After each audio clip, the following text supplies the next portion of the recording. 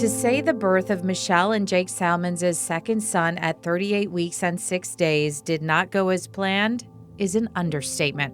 He was born without a heartbeat. He wasn't breathing. His APGAR score was 1. I think they could have just declared him dead.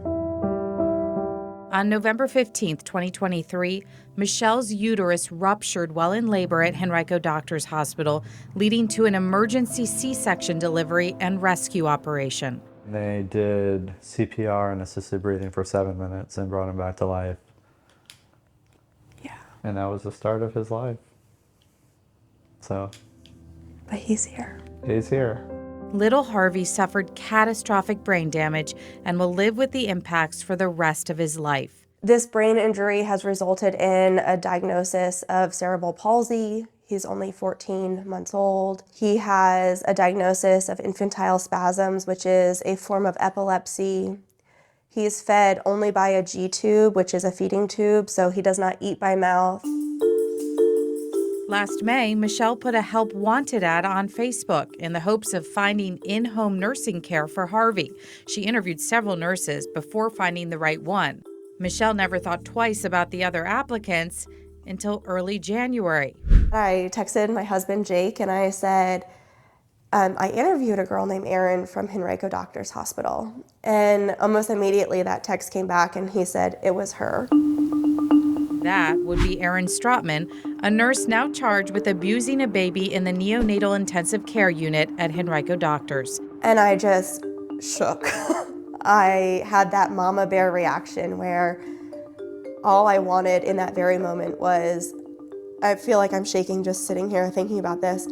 Michelle showed CBS 6 the Facebook messages and texts she exchanged with Strotman in late May and the notes she took during a phone interview with her. I'm currently off on leave right now for personal reasons, and I have a lot of extra time. I could provide references from coworkers or managers. But Michelle said Strotman also made some troubling comments about the hospital. She told me things such as they were cutthroat, and I say that in quotes because I have it here in quotes. She told me that they like to heal you, aka the patient, and then kick you out. And then she also mentioned that the quality of care gets overlooked. And there were other statements that made Michelle question if Strotman was the right candidate. Here, she also told me in this phone call that she was on personal leave, telling me she had a condition called POTS, either that is or in addition to a heart condition. She told me specifically that her heart rate was high when she was standing and therefore she had trouble working the 4 12-hour shifts that were required of her to be in the NICU. But here's the thing, Strotman was actually on paid administrative leave at that time. The hospital forced her to take it after an internal investigation into fractures suffered by 4 infants in the NICU in 2023.